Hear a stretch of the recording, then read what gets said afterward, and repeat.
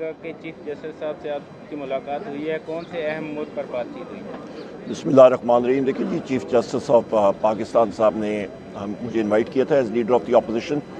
پھر وزیر اعظم عمران خان صاحب سے جیل ٹرائل کے دوران جب میری ملاقات آئی تو وہاں پہ میں نے 3 بار ان سے پوچھا تھا۔ میرے ساتھ بیرسٹر علی ظفر صاحب بھی تھے اور شبلی فراز صاحب بھی موجود تھے، اور انہوں نے وزیر اعظم عمران خان صاحب نے کہا بالکل آپ لوگ مل لیں۔ جو امور جو ایجنڈا ہمارے پاس آیا گیا چیف جسٹس صاحب نے بھیجا تھا، اس میں ہیومن رائٹس تھا، جوڈیشل ریفارمز تھے، اور آغاز ہی ہم نے کیا چیف جسٹس صاحب سے کہ وزیر اعظم عمران خان صاحب، بشرا بی بی، ہمارے باقی اسیران جو ہیں وہ اس وقت جیل میں ہیں۔ وزیر اعظم عمران خان صاحب کو، بشرا بی بی صاحبہ کو آربیٹریرلی ان کے جو حقوق ہیں وہ سلب کیے جاتے ہیں، ان سے ملاقاتیں نہیں کی جاتی، ان کے بیٹوں سے بات نہیں کرائی جاتی، ان کے جو دیگر رائٹس ہیں وہ ان کو نہیں دیے جا رہے۔ اور جب یہ حالات لوئر جوڈیشری میں ہیں تو آگے جا کے کیا ہوگا؟ اور واحد وزیر اعظم ہیں جن کا ٹرائل جیل میں ہو رہا ہے، باقی وزرائے اعظم کا اوپن کورٹس میں ہوتا رہا ہے۔ وہ انہوں نے اکنالج کیا۔ اس کے بعد پھر ہم نے بتایا کہ پی ٹی آئی کے ہمارے جو کارکنان ہیں ان کے ساتھ جو پولیس گردی ہو رہی ہے، جو کہ ایک اسٹیٹ ٹیررزم انلیش کیا گیا ہے پنجاب میں اور آپ کے اسلام آباد میں اور سندھ میں اور بلوچستان میں پی ٹی آئی کے رہنماؤں کے اوپر، ایکٹیوسٹ اور ورکرز کے اوپر، اور اس طرح ملک نہیں چل سکتا، اور انہوں نے اس چیز کو اکنالج کیا۔ پھر جوڈیشل ریفارمز کے حوالے سے بھی جو ہم نے بتایا ان کو کہ جی آپ کے 6 ججز ہیں اسلام آباد ہائی کورٹ کے، اس کے ساتھ آپ کے اے ٹی سی سرگودا کے جج صاحب ہیں، باقی جج صاحبان نے سپریم جوڈیشل کونسل کو، چیف جسٹس کو بھی خط لکھا، پچھلے چیف جسٹس کو خط لکھا، اس پہ کوئی سنوائی ان کی نہیں ہوئی، جہاں پہ ان جج صاحبان نے کہا کہ انٹیلیجنس ایجنسیز جس میں I S I, M I, I B, F I U اور اسپیشل برانچ کے ایجنٹس ہیں، انہوں نے جا کے ان جسٹسز کے گھروں میں بگنگ ڈیوائسز رکھے، مانیٹرنگ کی، زد و کوب کیا، ابڈکٹ کیا، ٹرانسفارمرز کو گولیاں ماری، ان کے گھر کے سامنے گولیاں ماری۔ تو اس طرح جسٹس یا عدلیہ کی آزادی نہیں ہو سکتی، اور جسٹسز کو اور ججز کو اتنا ہراساں کیا گیا ہے کہ وہ ڈر گئے ہیں۔ تو جس ملک میں آئین اور قانون کی بالادستی نہیں ہوگی وہ ملک ترقی نہیں کر سکتا۔ اور دیکھ لیں اس کی زندہ مثال یہ کہ آپ کی لارج اسکیل مینوفیکچرنگ -2% جو ہے وہ سکڑ گئی ہے، آپ کی بے روزگاری آل ٹائم ہائی پہ ہے، افراد زر جو ہے وہ بڑھ رہی ہے، آپ کی مہنگائی بڑھ رہی ہے، بے روزگاری بڑھ گئی ہے۔ 20 لاکھ لوگ ان کو ہم نے بتایا کہ ملک چھوڑ کے چلے گئے ہیں، اور اوسطاً آپ اندازہ لگا لیں کہ فی کس 40 لاکھ روپے دے کے ایجنٹس کو یا باقی لوگوں کو تب ملک چھوڑ کے جاتا ہے، زمینیں بیچ کے۔ تو یہ آپ دونوں کو ضرب دیں تو یہ، اور اس کو کنورٹ کریں تو یہ بنتا ہے تقریباً 27 ارب ڈالر ملک سے باہر گیا ہے 2 سالوں کے اندر، اور یہاں پہ ہم لوگ بھیک مانگ رہے ہیں آئی ایم ایف سے 1.5 ارب ڈالر کے لیے۔ یہ کہاں کی عقل مندی ہے؟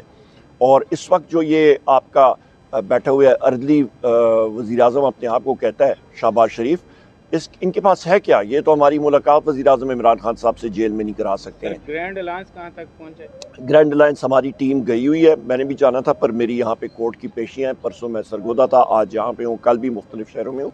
ہماری ساری ٹیم گئی ہوئی ہے، اس میں چکزئی صاحب ہیں، سلمان اکرم راجہ صاحب ہیں، اسد کیسر صاحب ہیں، ہمارے باقی لیڈران ہیں، اور صاحبزادہ حامد رضا صاحب ہیں۔ کل پیر صاحب آف پگاڑو شریف سے بات ہوئی تھی، جی ڈی اے کے باقی اراکین سے ہو رہی ہے۔ الحمدللہ بہت اچھا جا رہا ہے، اور اگلے دنوں میں ہماری یہاں پہ ایک پارٹیز جو سیمینار ہے وہ بھی ہو رہا ہے اپوزیشن پارٹیز کا۔ مذاکرات تو معطل کر دی ہے، لیکن کوئی اگلی احتجاج کی کال آنے والی تو نہیں ہے؟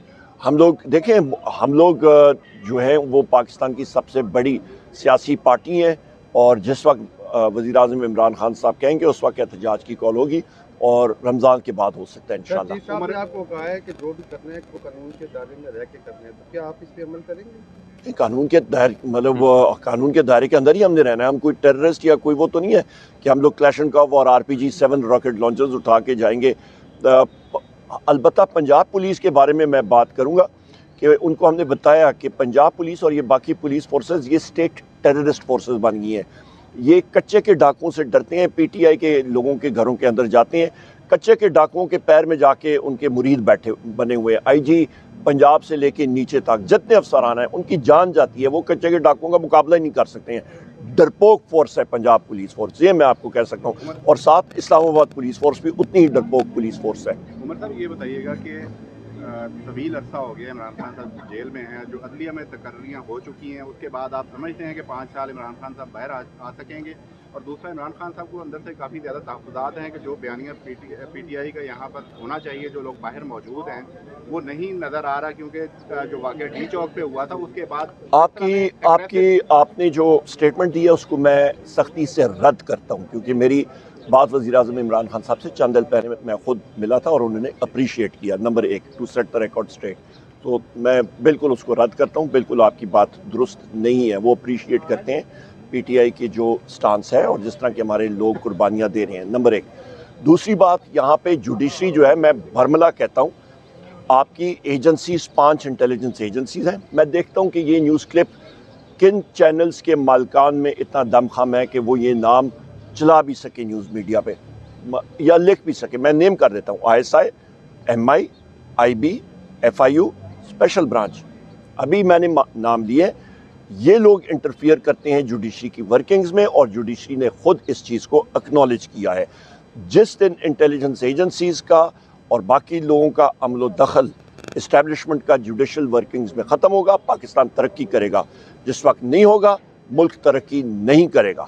بہت شکریہ. جو چیف جسٹس سے ملاقات ہوئی اس پر بھی بات ہوئی ہے کہ ان کا کردار محدود کیا جائے. بالکل کیا تھا میں بالکل بلنٹ آدمی ہوں, میں تو نام لیتا ہوں. میڈیا میں ہمت نہیں ہے کہ وہ نام لے سکے. بہت شکریہ.